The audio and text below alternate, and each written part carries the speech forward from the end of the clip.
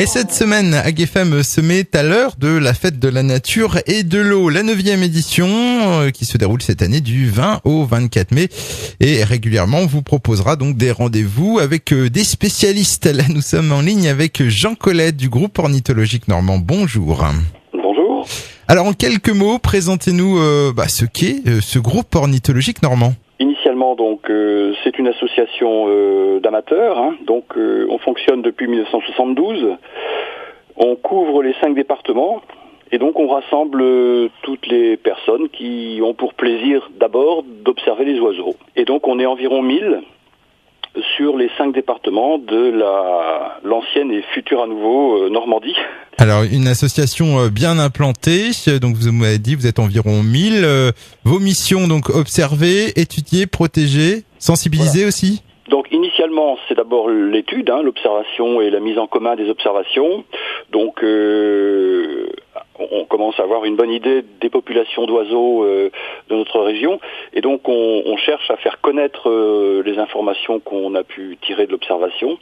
Et du coup, c'est vrai qu'on a maintenant une activité de protection assez marquée.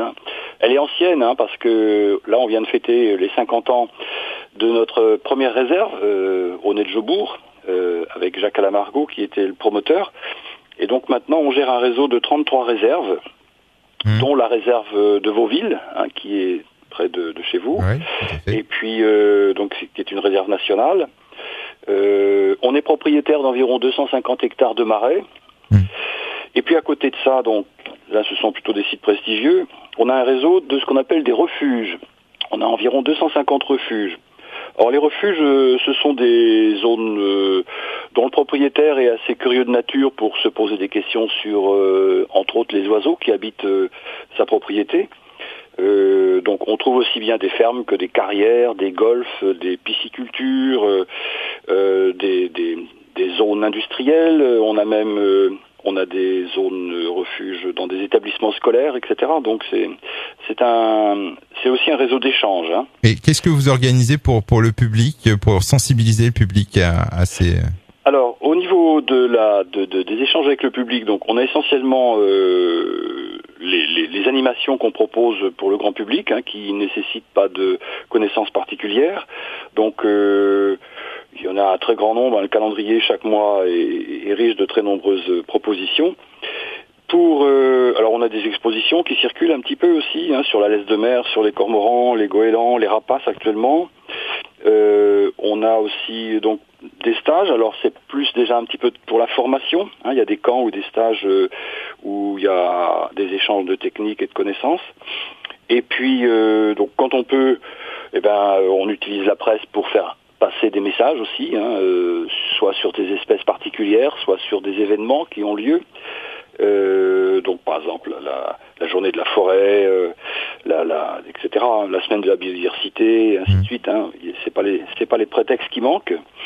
Et puis enfin, alors les refuges, certains refuges ont vocation un petit peu à être des vitrines. Alors j'entends par là qu'on se sert des observations qu'on réalise sur ces sites pour faire connaître des problématiques un peu originales.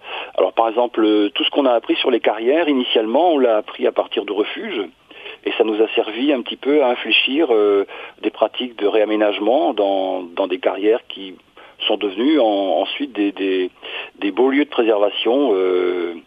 Par exemple, pour le Cotentin, nos populations de grands corbeaux, initialement, c'était des populations de falaises rocheuses, de bord de mer.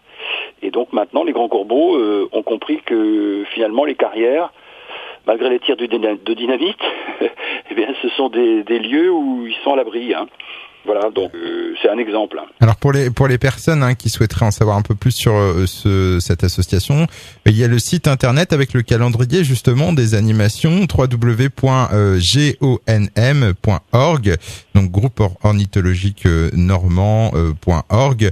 Encore merci monsieur Jean Collet, je vous souhaite une très belle journée et puis je vous dis à bientôt.